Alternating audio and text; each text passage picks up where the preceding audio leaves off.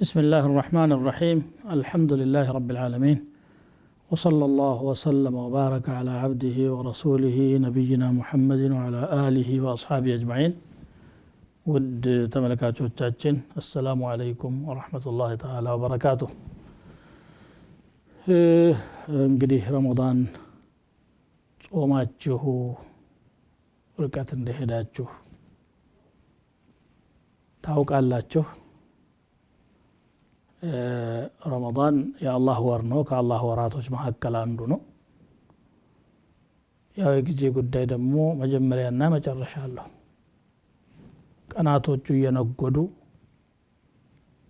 ሰዎችም በኸይር ስራ ላይ የውድድር መስክ ውስጥ ገብተው ወደ አላህ በመቃረብ ፈጣን ጉዞ እየሄዱ ሌሎች መካከለኛ ሌሎች ደግሞ ኋላ ቀሮች ከናካቴውም ወደ ኸይሩ ደግሞ ያልገቡ ሰዎች ሆነው ተከፋፍለው አልፏል እንግዲህ የረመዳን ወር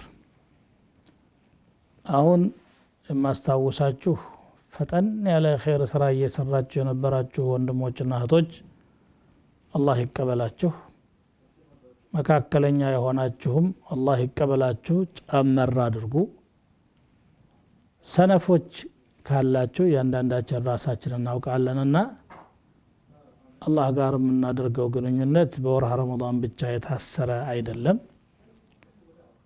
ዛሬም ስንፍናችንን ከላያችን ላይ አራግፈን ቀሪ ቀናቶችንም መጠቀም ሆነ ቀሪ የህይወት ቀናችንን በኸይር ማሳለፍ ይጠበቅብናል ረመዳንን አይደለም የምናመልከው አላህን ነው አላህ ደግሞ የረመዳኑም የሸዋሉም የሻዕባኑም ጌታ ነው የአላህ ቤቶች መስጂዶችም ረመዳን ስለገባ ሌላ አዲስ አዛን አላመጡም ምን ጊዜም حي على الصلاة ነው የሚሉት ወደ ሰላቱ ቶሎ حي على الفلاح ወደ መድህን ቶሎ ብለው ነው የሚጣሩት መዳን ሁሌም ያስፈልገናል አዎ በረመዳን ኸይር መጨመር ያለ ነገር ነው ከረመዳን ውጭም ግን ይሄ ጥሪ ተመሳሳይ ነው ስለዚህ ተበረታተን መቀጠል አለብን አንድ ሰው ደግሞ መልካም ስራውን አላህ እንደተቀበለውና እንደወደደው ከሚያሳዩ ምልክቶች ዑለማዎች እንደሚሉት ከምልክቶቹ መካከል አንዱ ቀጣይ ህይወቱ በመልካም ነገር መቀጠሉ ነው من علامات قبول الحسنة بعدها መልካም ነገሩን አላህ የመቀበል ምልክቶች መካከል ቀጥሎ ሌላ መልካም ለመስራት መቻሉ ነው ወደ አላህ ከዞሩ በኋላ ወደ ሌላ አቅጣጫ መዞር አይገባውም ስለዚህ መበርታት ይጠበቅብናል በተለይ አምስቱን አውቃት ሰላት በጀማዓ ለመስገድ ረመዳን መለማመጃ አድርገን ብንወስደው ይገባል እስካሁን ማይሰግድ ሰው ረመዳን ውስጥ እንግዲህ ሱናሁንም ጭምር ተራዊህን እየሰገደ ከርሟል ከረመዳን ውጪ ፈጅር ሊያልፋ አይገባም ረመዳን ላይ ቁሞ የሚያደርሰው ተሐጁድ የሚሰግዱ ሰዎችም አሉ እንዴት ዋናው ነገር ካፒታሉ የሙእሚን ማለት ነው ችላ ይባላል ስለዚህ ረመዳንን ስንሰነባበት ባህሪያችንን አርቀን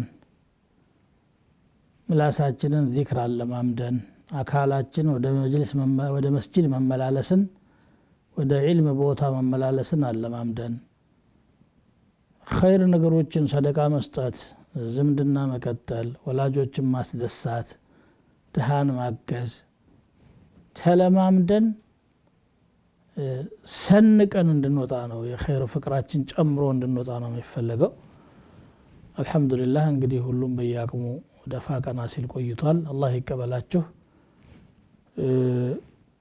ከዚህ በኋላ ደግሞ የበለጠ መበርታት ያስፈልጋል ዒባዳ የእድሜ ልክ ስራ ነው ዋናዎቹን በተለይ ማቋረጥ አይገባንም ወዕቡድ ረበከ حتى يأتيك اليقين ጌታህን የቂን እስከሚመጣልህ ድረስ ተገዛው የቂን ማለት እርግጠኛ የሆነ የአላህ ቀጠሮ ሞት ማለት ነው የማይቀረው اليقين هو الموت ብለዋል የቂን እንግዲህ ጀነትም ጀሃነምም ሲራጥም ሒሳብም ሁሉም የቂን ነው ሸክ የለውም አላህ የተናገረው ነገር ሁሉ የአላህ ሕቁቆችም የሐቅ ናቸው ነገር ግን እኛን የሚጠብቀን እርግጠኛ ቀጠሮ ማናችንም ማናመልጠው መውት ነው እስከ ዕለተ ሞት ድረስ ነው ዒባዳ ላይ ጸንተን መቀጠል የሚጠበቅብን።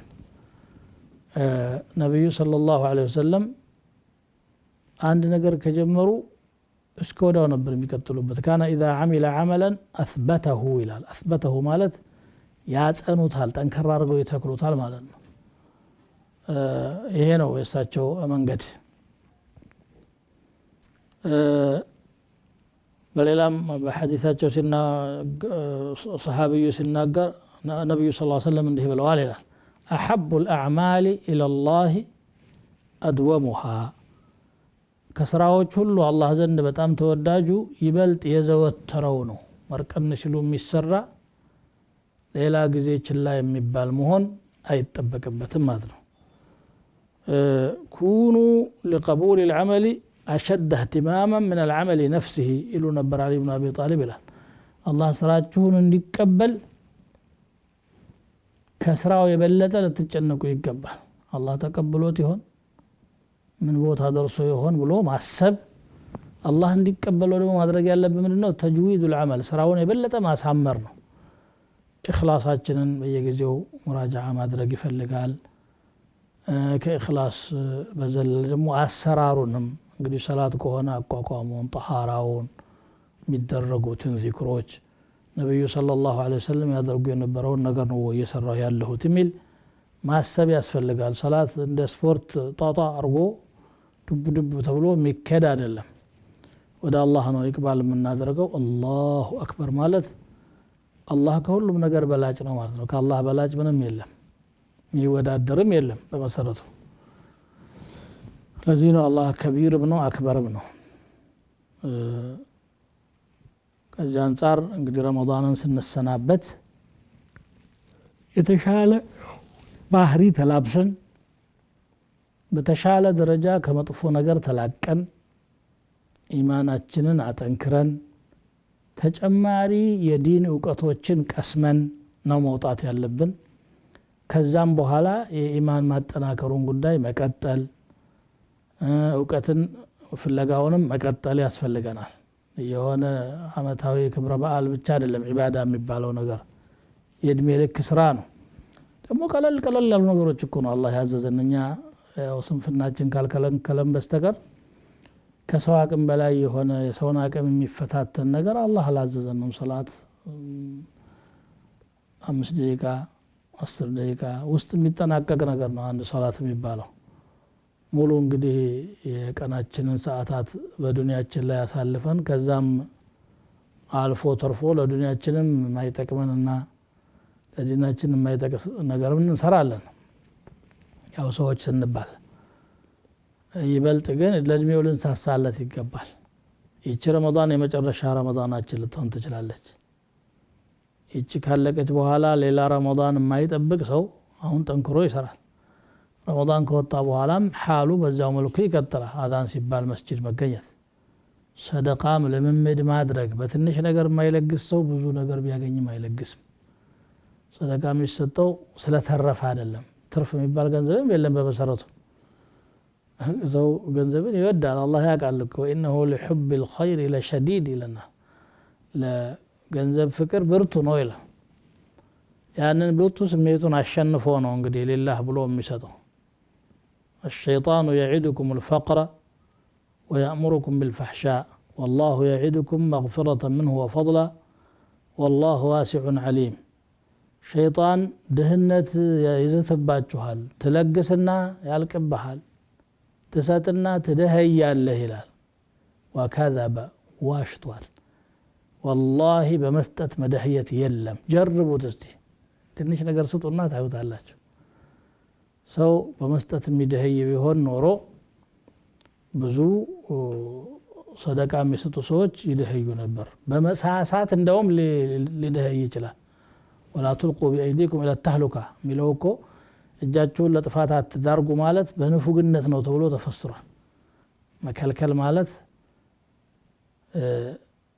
ጥፋት ነው፣ ለችግረኛ መርዳትን ማለት ነው። እና ከረመዳን በኋላ በረመዳን ውስጥ የለመድናቸውን በጎ ስራዎች ማዘውተር፣ አላህ ረመዳናችንን እንዲቀበል ደግሞ በጣም መጨነቅና ዱዓ ማድረግ፣ ሰላታችንን፣ ዘካችንን እንደ አላህ ልባችንን ወደሱ እንዲመልሰን አመፀኝነታችንና ክፋታችን እንዲለቀን አላህን መለመን ያስፈልጋል።